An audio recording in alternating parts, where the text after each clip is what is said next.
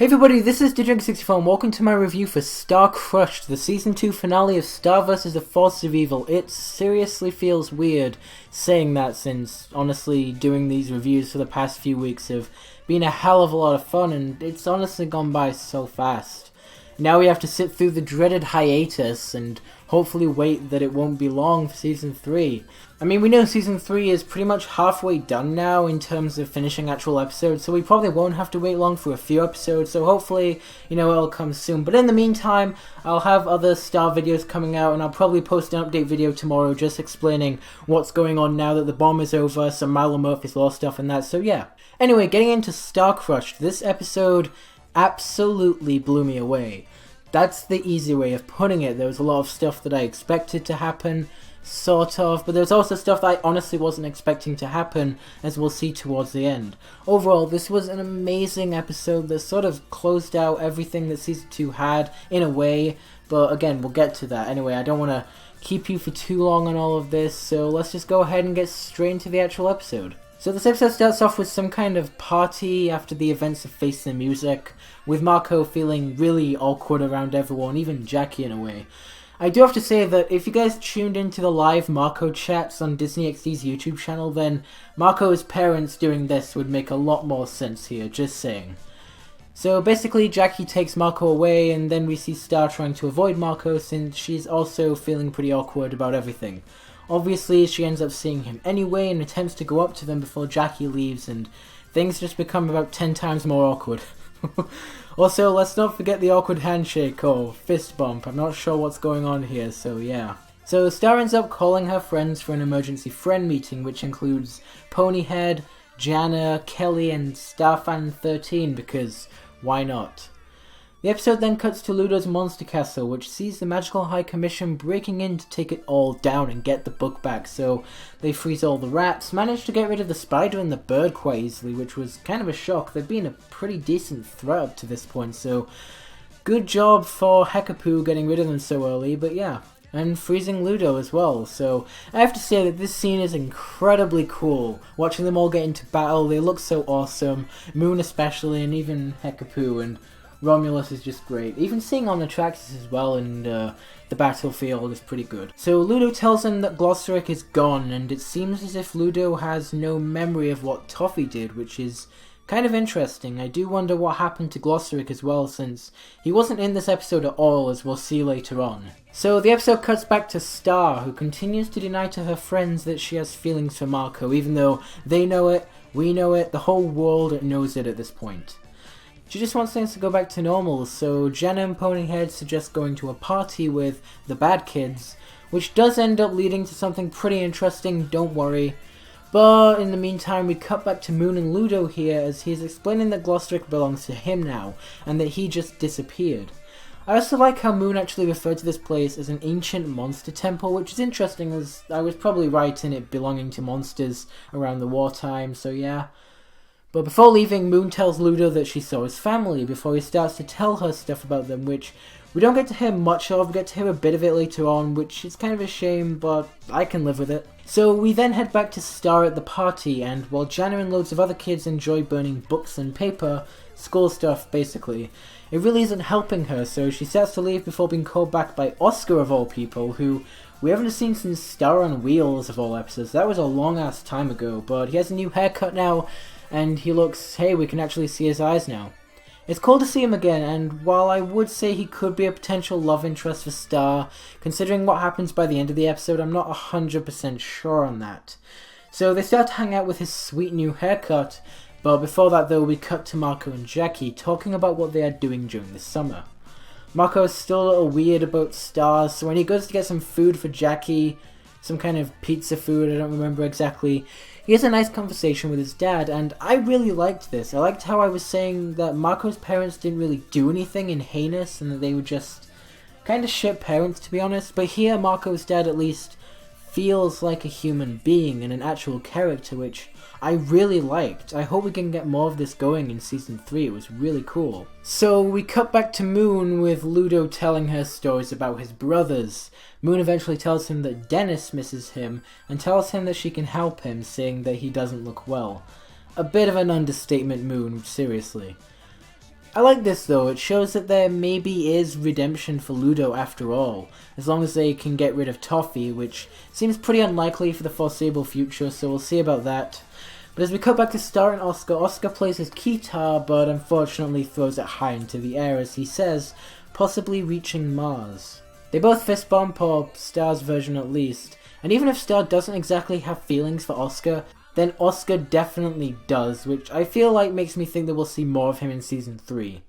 So back to Moon, and we have the Magical High Commission searching for the book, which Lekmet eventually finds in a pile of corn of all things. However, upon checking the book, it turns out to be the wrong book, so it looks like this is a fake book planted by Toffee, and we don't even see the real book, we don't see Glossaric at all, so it makes me wonder, what the hell has Toffee done with Glossaric and the book? And where's that going to come into play in the future? That's really interesting and I'm really looking forward to that. So they realize something is wrong and get back to Moon, who is somewhat dead at this point. I wasn't completely wrong, but also I was. Moon didn't die, but someone did. But Toffee's back, possibly just being dormant inside of Ludo this whole time. And the weirdest thing happens, right? The wand fuses with Ludo's arm. Possibly because the bone on the wand is Toffee's hand, but it is really weird. I wonder if this is going to be the main body for Toffee then, at least until he gets his finger back. Why can't he grow back from the finger, or why can't he just grow back fully here? I don't really understand how it works with the whole reformation thing, so we'll have to see if that gets explained in the future, but yeah. So he pretty much destroys and annihilates the entirety of the Magical High Commission, causing Lekmet to use his power to have to revive everyone including Moon. So before I actually get into the death of the episode, I do want to mention that whenever Ludo or Toffee killed, so to speak, one of the Magical High Commission, he sort of stole their power, and it looked like it was gaining him strength. So we can sort of steal the magic from other people, which is really damn awful, like. It's a pretty diabolical thing to do, I can't even say that word. And I'm looking forward to seeing more of how that comes into play. Maybe he'll just steal the magic from Star's wand, I don't know. But anyway, as for the death, I had a feeling someone would die in the episode, but Lekmet wasn't really on that guest list. It's kinda sad, but he wasn't really the biggest character. Still, it is a shame nonetheless, and I did like Lekmet when we actually did see him, even though we had absolutely no idea what he was saying. So Moon sees the hand and realizes this is Toffee before attacking him with everything she's got. Now I'm gonna say this is one of the most epic battle scenes I've ever seen in anything. I really don't want to show too many images in the video in case you guys haven't seen the episode yourselves, but basically she ends up blowing up the castle without even giving Toffee a single scratch. Jesus, the guy is so much more threatening now and I love it, because back in Season 1 Toffee really didn't seem like that much of a threat. Yes, he almost killed Marco, yes, he managed to get Star to destroy the wand, good job, but he didn't seem that threatening. Now it seems like he's all out to win it, and that's really not a good thing, and I can see why Moon wanted Star to go back to Muni at the end of the episode. But Moon's about to leave before Toffee tells her that he will come for his finger, so that's going to be more important for Season 3, which is always cool, and I am interested to see how that gets resolved. Again, if this is going to be his main body for the time being, then to be honest, I'm a little less threatened, but it's nothing to worry about, honestly. So after that train wreck of a rescue attempt goes down, we cut back to Star and Oscar, with Star showing him some of her spells, such as a spell to rain kittens from the sky like hellfire. Yes, the kittens do start to attack people, which Oscar finds quite amusing, obviously, so they start talking about Marco, and then Oscar starts saying that they should hang out over the summer. So it looks like we're having some kind of a thing with Oscar having a thing for Star. At least that's what it seems like to me. I don't know if this is the route we're going, but I am okay with this, if only because we know Starco is going to happen, so I'm not too bothered any other relationships that happen with the two, as long as Starco still happens, obviously. But yeah, I'm perfectly fine with Oscar and Star being a thing for now, in the same way that Marco and Jackie are a thing for now. That's fine with me. So after the police arrive, we cut back to Marco and Jackie. Marco gets pulled away by Star to talk and explains that she doesn't have feelings for him, which is absolute bullshit and we all know it, which makes everything cool with them again. Honestly, this part was so nice, although it just made it even sadder when the end came, seriously. So Star heads upstairs to find the portal that Moon escaped through. No idea what happened to the rest of the Magical High Commission, because it didn't look like she opened a second portal, so I'm wondering how that happened. Maybe she went to Muni and then she went back here. I guess it does line up with the time frame after all. But anyway, Moon explains to Star that she has to return to Muni, as they are in danger from Toffee being back. To be perfectly honest, just Star's reaction to hearing Toffee is back just says it all, to be perfectly honest. This game was a huge shock, and to be perfectly honest, I never expected this to happen. I know they were sort of hinting of the idea of Star leaving Earth forever back in Baby, but I didn't actually expect it to ever happen. I didn't think it was going to be a thing. And this was one of the biggest shocks. And honestly, I'm really glad it was able to shock me. Obviously, the death of Lekmet didn't really shock me. I was expecting a death. I wasn't expecting Star to leave Earth. That was a big revelation for me anyway. So Star goes down to say goodbye to Marco and tells him in front of everyone that she does in fact have a crush on him. Which obviously Ponyhead says she called. Of course she'd know that. It's kind of obvious. So she runs to her room crying, and as Marco follows her, she's already gone, with her room back to the way it was before she even came to Earth. And the episode ends with silent credits looking over the Diaz house without Star's tower. Honestly, a really bleak way to end the episode, and something I'm quite happy with. Overall, that was Starcrushed. I actually think this review was shorter than Face the Music. Which is kind of weird. I wasn't expecting it to actually be, but yeah.